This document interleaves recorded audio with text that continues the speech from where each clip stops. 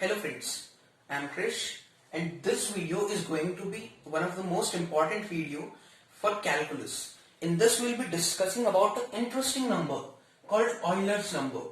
Those of you who have heard about it might have seen this bunch of formulas.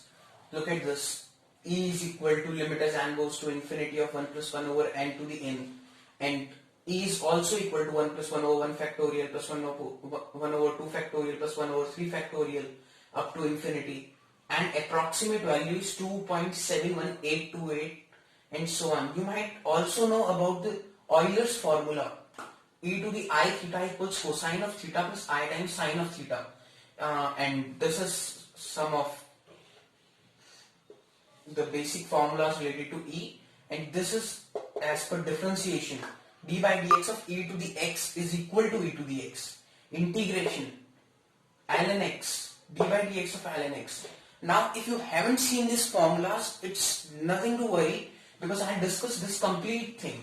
So first of all, let me rub the board and then we'll continue. So on the previous board we discussed many formulas. Now a general question is, which of them is the definition of E? Now the basic definition of E is this one. E is equal to limit as n goes to infinity 1 plus 1 over n to the n. Now this is not a simple statement. Question will arise in mind that why this? From where did it came? So let me discuss about it. Most of you have heard about the compound interest. So we are going to talk about it. Now assume you have a bank. Bank gives you 100% per annum interest, and the interest is compounded. Now I'll write here compounded. Now case 1, you have always deposited sum of 1 rupees. So you have rupee 1, you have deposited.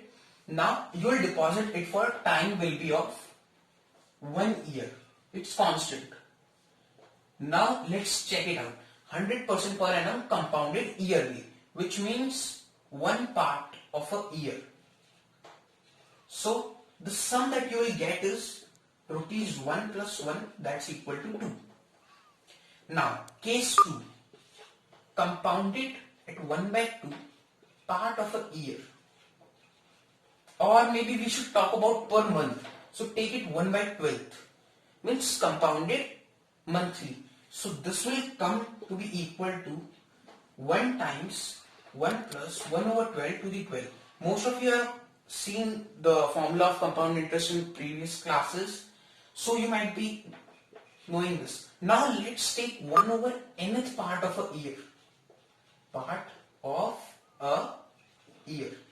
Now look, the formula will be 1 plus 1 over n to the n, and this 1 will come, which is of no importance because anything multiplied by 1 is equal to the number itself.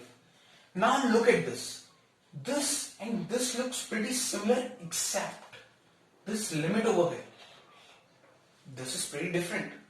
So now think of a situation when you are getting interest regularly, continuously, per second, per millisecond, means make this number as small as possible.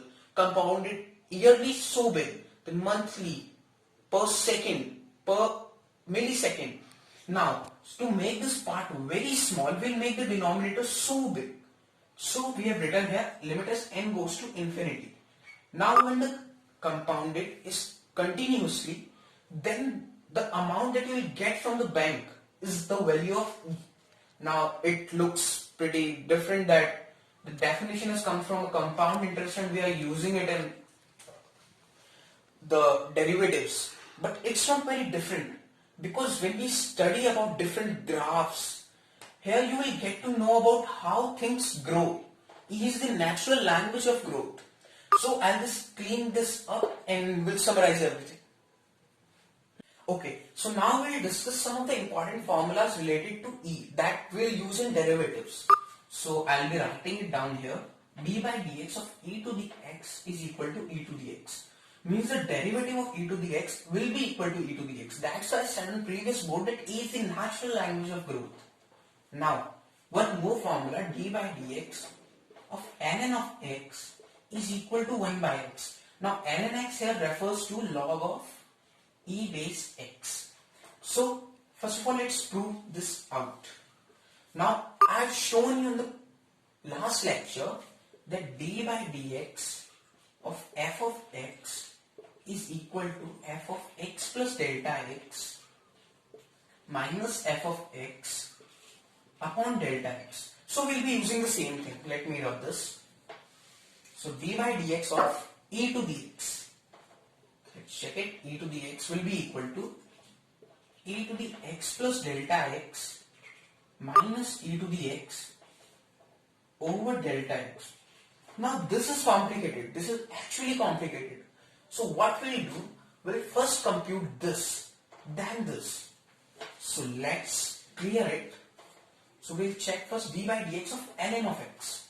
Because in logs we have many formulas relating to subtraction. For example, log of a minus log of b is equal to log of a by b.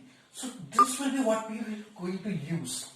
Okay, so d by dx of ln of x plus delta x minus ln of x upon delta x. Now I'll be just using basic formulas and this will get converted to, wait a second, we have a limit right over here. Limit as n goes to infinity. Now I can rewrite this. Let's first replace this part. I'll replace n by 1 over n.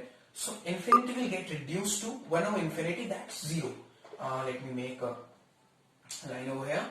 So let's replace n by 1 over n. Then e is going to be limit as n goes to 0, 1 plus n over 1 upon n.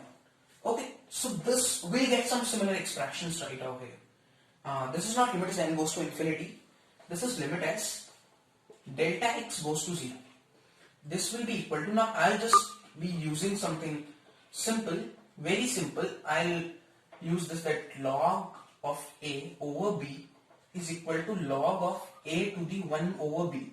So now using these two we'll get limit of ln of 1 plus delta x over x, this to the power 1 over delta x. Now we are getting something like this. Let me do something. I'll write a new name, new constant. X is equal to delta x times n, some quantity n. Now as delta x goes to 0, n goes to infinity, equal to limit delta x goes to 0 or n goes to infinity, you can erase it, goes to infinity, ln of 1 plus delta x by x will be 1 over n. 1 over delta x is going to be equal to n over x. Now this x would come here. This will be equal to e by x ln of e by x. Look at this. This is e, this is ln. Now log of something will be equal to that thing, equal to 1 by x. The same thing I have written over here. Now see, we haven't used this. This was of no use to us in this, but this is a pretty good definition that I wanted to tell. Because these two things look similar except for this part. Yet they get into the same thing. Okay, now let me rub this and we are going to that part.